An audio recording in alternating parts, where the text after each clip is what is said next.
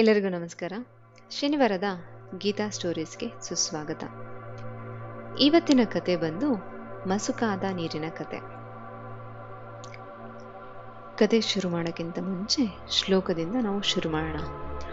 ಓಂ ಕೃಷ್ಣಾಯ ವಾಸುದೇವಾಯ ಹರೆಯೇ ಪರಮಾತ್ಮನೇ ಪ್ರಣತಂ ಕ್ಲೇಶನಾಶಾಯ ಗೋವಿಂದಾಯ ನಮೋ ನಮಃ. ಯಾರಾದರೂ ಒಂದು ಮಾತು ಹೇಳಿದಾಗ, ಏನಾದರೂ ಒಂದು ಘಟನೆ ಆದಾಗ, ಕೆಲವೊಂದು ಸರಿ ನಮ್ಮ ಮನಸ್ಸು ಸಂಪೂರ್ಣವಾಗಿ ಕಲುಷಿತ ಆಗ್ಬಿಟ್ಟಿರುತ್ತೆ. ಆ ಸಮಯದಲ್ಲಿ ನಾವು ತಗೊಳ್ಳೋಂಥ ನಿರ್ಧಾರ ಸರಿನಾ ತಪ್ಪ ಅಂತ ನಮಗೆ ಗೊತ್ತಾಗೋದಿಲ್ಲ. ಸೊ ಇದಕ್ಕೆ ಒಂದು ಸಣ್ಣ ಕಥೆನ ನಾನು ನಿಮ್ಮ ಮುಂದೆ ಹೇಳ್ತಾ ಇದ್ದೀನಿ. ಒಮ್ಮೆ ಒಬ್ಬ ಗುರುವು ಮತ್ತು ಶಿಷ್ಯಂದರು ದೂರದ ಪ್ರಯಾಣಕ್ಕೆ ಹೋಗ್ತಿದ್ರಂತೆ. ಮಧ್ಯಾಹ್ನ ಆಯಿತು, ತುಂಬ ಬಿಸಿಲಿತ್ತು. ಆಗ ಗುರುವು ಒಬ್ಬ ಶಿಷ್ಯನಿಗೆ ಹೇಳ್ತಾರಂತೆ, ಹೋಗಿ ಹತ್ತಿರದ ಕೆರೆಯಿಂದ ಒಂದು ಸ್ವಲ್ಪ ನೀರು ತಗೊಂಬ ಅಂತ. ಶಿಷ್ಯ ಕೆರೆಗೆ ಹೋಗ್ತಾರಂತೆ. ಆದರೆ ಅಷ್ಟರಲ್ಲಿ ಕೆಲವು ಎತ್ತುಗಳು ಆ ಕೆರೆಯೊಳಗೆ ಹೋಗಿದ್ವಂತೆ. ಆಗ ನೀರು ಸಂಪೂರ್ಣವಾಗಿ ಕಲುಷಿತ ಆಗ್ಬಿಟ್ಟಿರುತ್ತಂತೆ.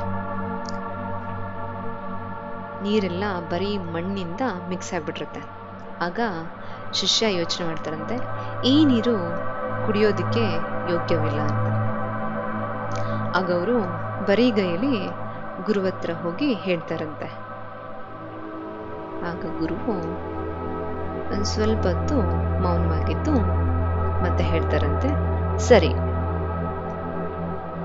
ನೀನು ಒಂದು ಸ್ವಲ್ಪ ಟೈಮ್ ಬಿಟ್ಕೊಂಡು ಮತ್ತೆ ಅಲ್ಲಿಗೆ ಹೋಗು ಅಂತ ಹೇಳ್ತಾರಂತೆ. ಶಿಷ್ಯನು ಸರಿ ಅಂತ ಹೇಳ್ತಾರಂತೆ. ಸೊ ಶಿಷ್ಯ ಒಂದು ಸ್ವಲ್ಪ ಟೈಮ್ ಆದಮೇಲೆ ಮತ್ತೆ ಕೆರೆ ಹತ್ರ ಹೋಗ್ತಾರಂತೆ. ಆಗ ಆ ಕೆರೆಯಲ್ಲಿದ್ದ ನೀರು ಕಂಪ್ಲೀಟಾಗಿ ನೀಟಾಗಿರುತ್ತಂತೆ.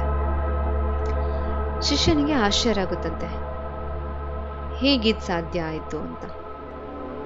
ಮತ್ತೆ ಆ ನೀರು ತಗೊಂಡೋಗಿ ಗುರುವಿಗೆ ಕೊಡ್ತಾರಂತೆ. ಆಗ ಗುರುವು ನಗ್ತಾ ಹೇಳ್ತಾರಂತೆ, ನಮ್ಮ ಮನ್ಸು ಕೂಡ ಹೀಗೆ. ಕೋಪ ಬಂದಾಗ, ದುಃಖ ಆದಾಗ, ಯಾರಾದ್ರೂ ನೋವು ಕೊಟ್ಟಾಗ ಮನಸ್ಸು ಕೂಡ ಕಲುಷಿತ ನೀರು ಥರ ಆಗೋಗ್ಬಿಟ್ಟಿರುತ್ತೆ. ಆ ಸಮಯದಲ್ಲಿ ನಾವು ತಕ್ಷಣ ರಿಯಾಕ್ಟ್ ಮಾಡಿದ್ರೆ ನಾವು ಸರಿಯಾಗಿ ಯೋಚಿಸೋದಿಲ್ಲ. ಆದರೆ ಒಂದು ಸ್ವಲ್ಪ ಟೈಮ್ ತಗೊಂಡು ರೆಸ್ಪಾಂಡ್ ಮಾಡಿದಾಗ ನಮ್ಮ ಮನಸ್ಸು ಸ್ಪಷ್ಟತೆ ಅನ್ನೋದು ಕಾಣಿಸುತ್ತೆ.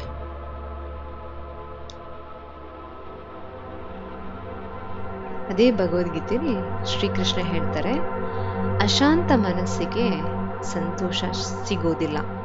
ಯಾಕಂದ್ರೆ ಮನಸ್ಸು ಶಾಂತಿಯಾಗಿದ್ರೆ ಮಾತ್ರ ನಾವು ತಗೊಳ್ಳೋ ನಿರ್ಧಾರ ಸರಿಯಾಗಿರುತ್ತೆ, ಆಡೋ ಮಾತು ಕರೆಕ್ಟ್ ಆಗಿರುತ್ತೆ, ಹಾಗೆ ನಮ್ಮ ಸುತ್ತಲೂ ಸಂಬಂಧ ಅಷ್ಟೇ ಚೆನ್ನಾಗಿಟ್ಕೊಂಡಿರ್ತೀವಿ. ಅದಕ್ಕೆ ಬಹಳಷ್ಟು ಮದುವೆ ಆಗಿರೋ ಹೆಣ್ಮಕ್ಳು ಮನಸ್ಸು ಡಿಸ್ಟರ್ಬ್ ಆಗಿದ್ದಾಗ ಅವ್ರು ಯಾರಾದರೂ ಒಂದು ಮಾತು ಹೇಳಿದ ತಕ್ಷಣ ಅಥವಾ ಏನಾದರೂ ಒಂದು ಕೋಪದಿಂದ ಮಾತಾಡಿದ್ರೆ ಅವರು ಅಳ್ತಾರೆ, ಓವರ್ ಥಿಂಕಿಂಗ್ ಮಾಡ್ತಾರೆ, ಸಡನ್ನಾಗಿ ಕೋಪ ಮಾಡ್ಕೊತಾರೆ, ಹಾಗೆ ಅದನ್ನು ಮನಸ್ಸಲ್ಲೇ ಹಿಡಿದಿಟ್ಕೊಂಡಿರ್ತಾರೆ. ಆದರೆ ಪ್ರತಿ ಪ್ರಾಬ್ಲಮ್ಗೆ ಉತ್ತರ ಇಮಿಡಿಯೇಟ್ ಬೇಕಾಗಿರಲ್ಲ. ಕೆಲವೊಂದ್ಸರಿ ನಮ್ಮ ಸೈಲೆನ್ಸು ಕೂಡ ಉತ್ತರ ಆಗಿರುತ್ತೆ. ನಿಮ್ಮಲ್ಲಿ ಎಷ್ಟು ಜನಕ್ಕೆ ಈ ಸ್ಟೋರಿ ರಿಲೇಟ್ ಆಗುತ್ತೆ? ಸ್ಟೋರಿಯಿಂದ ನಾವೇನು ತಿಳ್ಕೊಬೋದು, ಏನು ಕೀ ಲೆನ್ಸಸ್ನ ನಾವು ತಿಳ್ಕೊಬೋದು ಅಂದರೆ, ನಂಬರ್ 1, ನಮ್ಮ ಮನಸ್ಸು ಡಿಸ್ಟರ್ಬ್ ಆದಾಗ ನಾವು ತಗೊಳ್ಳೋಂಥ ನಿರ್ಧಾರಗಳು ಸರಿ ಇರೋದಿಲ್ಲ. ನಂಬರ್ 2, ಪ್ರತಿ ಮಾತಿಗೂ ಇಮಿಡಿಯೇಟ್ ಆನ್ಸರ್ ಬೇಕಾಗಿರಲ್ಲ. ನಂಬರ್ 3, ಕೆಲವೊಂದು ಸರಿ ನಾವು ಶಾಂತವಾಗಿರೋದೇ ದೊಡ್ಡ ಶಕ್ತಿ. ನಂಬರ್ 4, ಕೋಪಕ್ಕಿಂತ ಮನಃಶಾಂತಿ ಹೆಚ್ಚು ಶಕ್ತಿಯುತವಾದದ್ದು. ನಂಬರ್ 5, ಹೆಣ್ಮಕ್ಳ ಮನಸ್ಸು ಶಾಂತವಾಗಿದ್ರೆ ಮನೆ ವಾತಾವರಣ ಶಾಂತವಾಗಿರುತ್ತೆ. ನೀವು ಈಗಲಿಂದ ಒಂದು ಸ್ಮಾಲ್ ಆ್ಯಕ್ಷನ್ ಸ್ಟೆಪ್ ಏನು ತಗೋಬೋದು ಅಂತಂದರೆ, ಸಪೋಸ್ ನಿಮ್ಮ ಮನಸ್ಸಿನಲ್ಲಿ ಡಿಸ್ಟರ್ಬ್ ಆದಾಗ ಸಡನ್ನಾಗಿ ರಿಯಾಕ್ಟ್ ಮಾಡೋಕ್ಕೆ ಹೋಗ್ಬಿಡಿ. ಒಂದು ಸ್ವಲ್ಪ ಟೈಮ್ ಕೊಟ್ಟು ಶಾಂತವಾಗಿ ರೆಸ್ಪಾಂಡ್ ಮಾಡಿ. ಏಕೆಂದರೆ ನೀರು ಕಲುಷಿತ ಆದಾಗ ಸ್ವಲ್ಪ ಸಮಯ ಕೊಟ್ಟರೆ ಅದು ಕ್ಲೀನ್ ಆಗುತ್ತೆ. ಮನಸ್ಸು ಹಾಗೆ, ಸ್ವಲ್ಪ ಸಮಯ ಕೊಟ್ವಿ ಅಂತಂದರೆ ಅದಕ್ಕೆ ಸ್ಪಷ್ಟತೆ ಅನ್ನೋದು ಸಿಗುತ್ತೆ. Thank you.